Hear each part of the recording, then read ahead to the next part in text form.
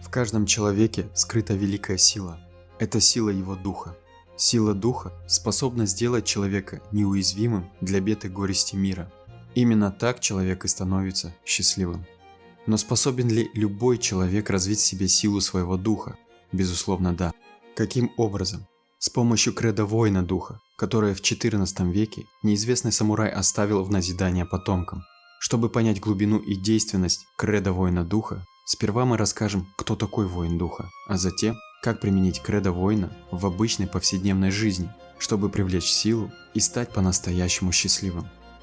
Для начала давайте разберемся, что такое дух и кто такой воин духа, а затем изучим кредо воина духа. Приоткрыть занавесу тайны и приблизиться к пониманию значения обозначенных нами двух глубоких магических понятий нам помогут два направления мистической философии – гностицизм и нагвализм.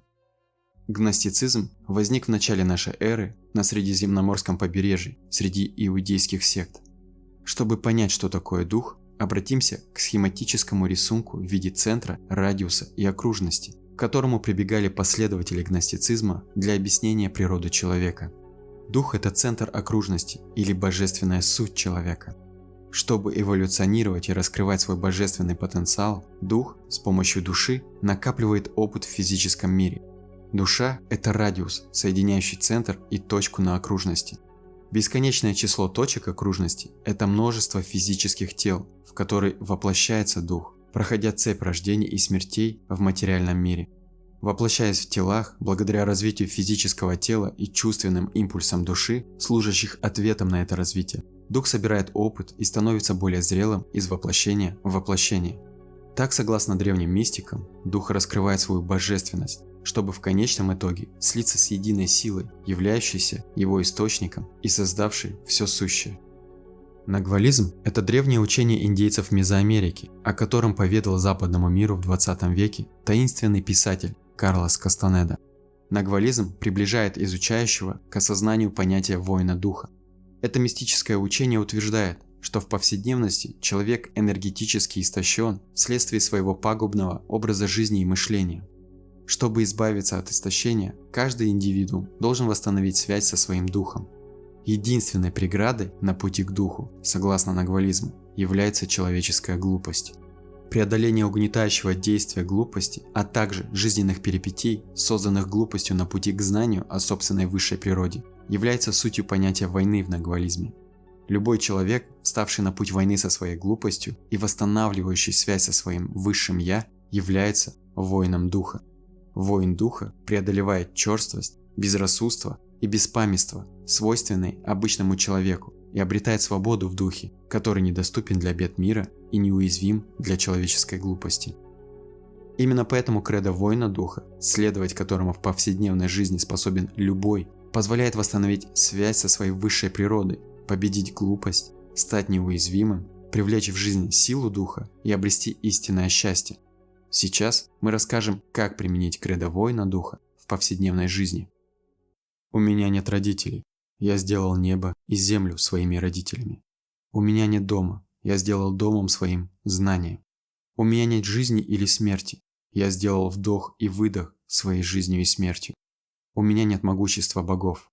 Я сделал честь моим божественным могуществом. Воин духа не воспринимает себя исключительно телом. Через дух он един со своей природой и миром. Поэтому воин духа видит в мире, небе и земле свое начало и свое продолжение. Знание о мире и собственной сути – это единственное, в чем постоянно пребывает воин духа и чем наполняет свою жизнь. Воин духа един со знанием, поэтому он сделал знание своим домом. Воин духа текуч и изменчив. Он постоянно изменяется и умирает в старом амплуа, меняя свое состояние и все больше углубляясь в понимание законов мироздания. Затем воин духа рождается вновь, подобно огненной птице Фениксу, чтобы в новом, более совершенном амплуа служить законам мироздания и собственному духу.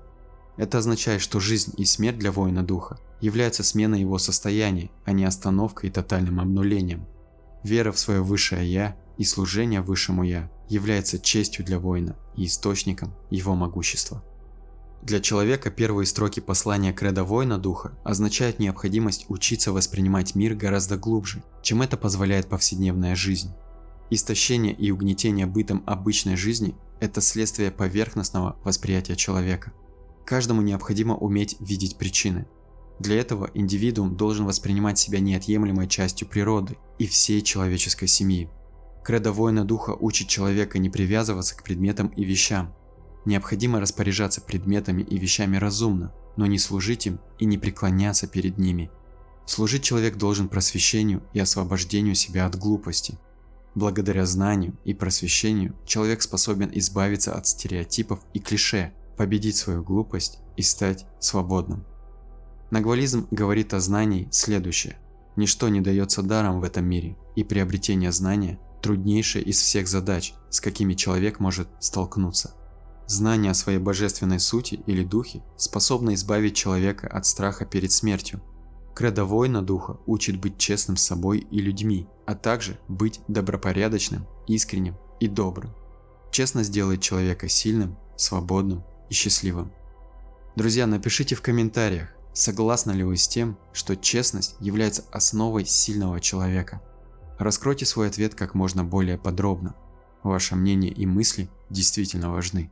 Друзья, любая теория должна быть подкреплена практикой. Знания должны применяться в обычной жизни и способствовать ее качественному улучшению. Для этого мы создали сообщество на Boosty, которое является рабочим пространством, мотивирующим на улучшение жизни и раскрытие внутреннего потенциала. В сообществе, помимо прочего, вы найдете опубликованные в раннем доступе видео со сценариями и подкастами, закрытые тематические вебинары, практики для развития восприятия и качественного улучшения жизни. Возможность вступить в закрытый клуб Way in Silence, где мы на регулярной основе проводим встречи и вместе с вами развиваем философское мышление.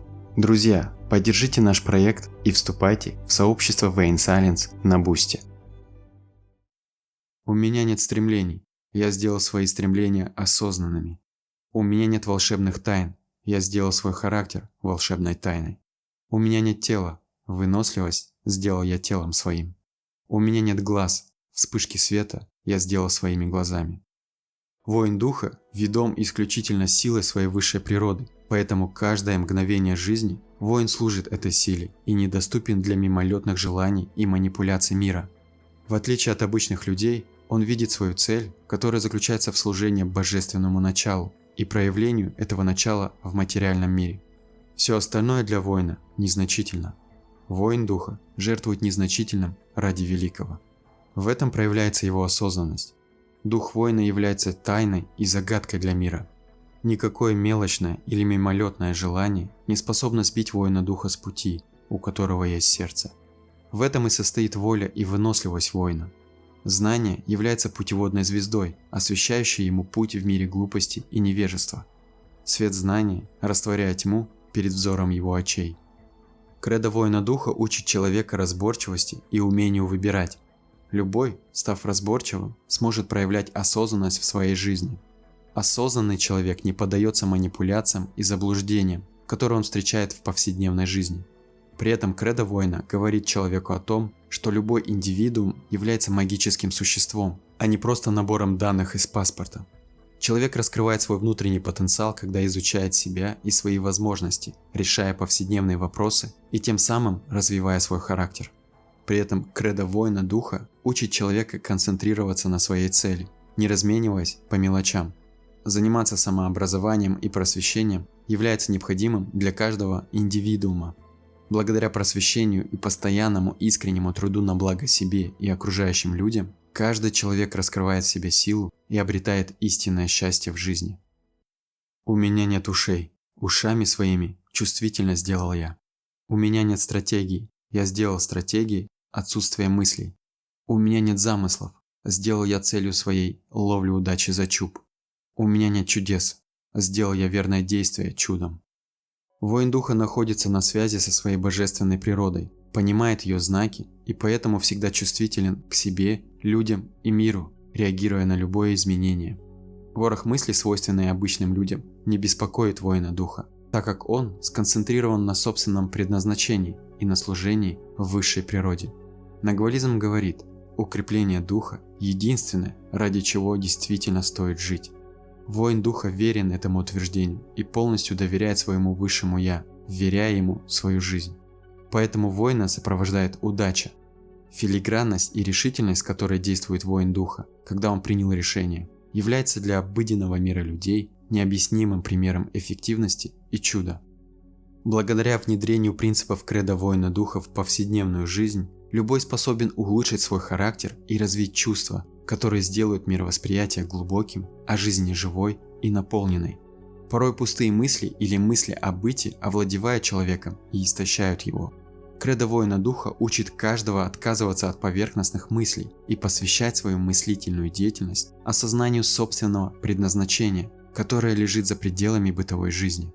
Кредо воина духа учит человека верить в высокие идеалы, истоки которых каждый способен найти в глубине своего сердца. Следовать проявлениям своей чувственной развитой души и отдавать им предпочтение, отказываясь от импульсивности и глупости, является верным действием. С верными мыслями и действиями в жизнь человека приходит сила, и он узнает, что такое на самом деле быть счастливым, а не казаться таковым. У меня нет принципов. Умение приспособиться к любым обстоятельствам сделал я своими принципами. У меня нет тактики. Я сделал тактикой пустоту и наполненность. У меня нет талантов. Я сделал талантом подвижность ума своего. У меня нет друзей. Я сделал свой разум другом своим. Воин духа обладает видением сути вещей и понимает причины происходящего. Видение позволяет воину быть гибким и обыгрывать любую ситуацию, выходя из нее победителем. Тактикой для воина духа является опустошенность и свобода от стереотипного и предвзятого поведения, свойственного обычным людям. Отказываясь от шаблонного восприятия действительности, воин наполняет себя силой духа. Вследствие этого воин духа живет по-настоящему. Ум воина является образцом остроты и ясности. Именно поэтому воин обладает сотней талантов, и любое дело в его руках выполняется с полной отдачей и в совершенстве. Воин духа опирается не на окружение, а на свое чутье и ясность своего разума. Поэтому он неуязвим и для своей глупости, и для глупости других людей.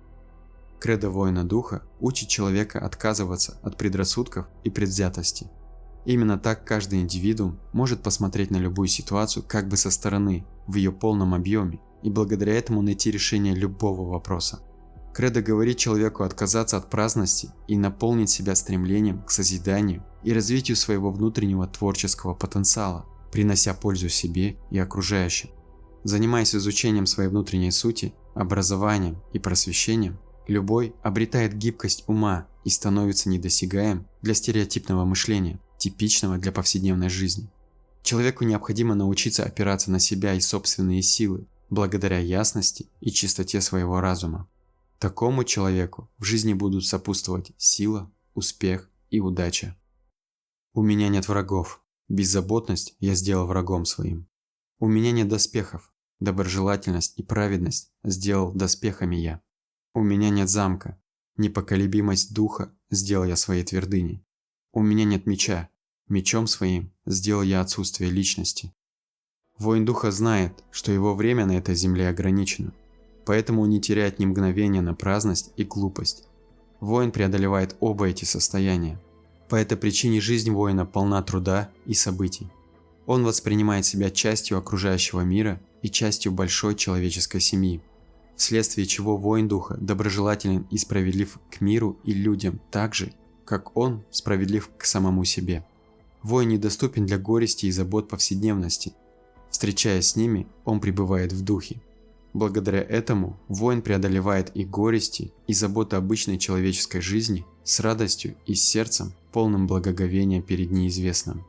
Ведь воин неуязвим для глупости и жестокости людей, потому как они не знают о воине ничего. Они видят только ту личность, какую воин духа демонстрирует людям. А потому воин не привязывается к мнению людей и своей личности.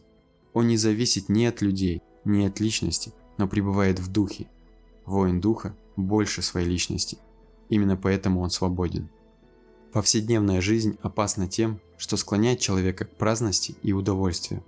Кредо воина учит человека работать на благо себе и остальным людям, задействуя собственные таланты и оттачивая свои умения и мастерство. Мелкие склоки и агрессия в быту делают человека озлобленным. Кредо воина духа учит человека концентрироваться на своей внутренней сути и черпать из нее силы. а также преодолевать агрессию бытовой жизни через доброту и веру в справедливость. Каждый способен достигать намеченного, если будет концентрироваться на истинных целях, раскрывающих внутренний потенциал, как тому учит кредо воина духа. Не относиться слишком серьезно к своей личности, а в особенности к неудачам, связанным с личностью, это залог устойчивости и силы. Сила ведет человека к счастливой и наполненной жизни. Человеку в повседневной жизни недостает крепкой и ясной философии, на которой он мог бы опираться и преодолевать трудности и невзгоды обыденной жизни. Кредо воина духа является посланием такой философии с ясными и глубокими смыслами, а также в необходимой степени простыми, чтобы любой мог применить идеи и смыслы кредо в своей жизни. В то же время принципы кредо воина являются неимоверно эффективными и действенными для того, чтобы человек смог жить счастливой жизнью и наполниться силой собственного духа. Быть сильным и жить наполненной счастливой жизнью является не случайностью или удачей, а законным правом любого человека, истинный дом которого находится в вечности, там, где живут сами боги.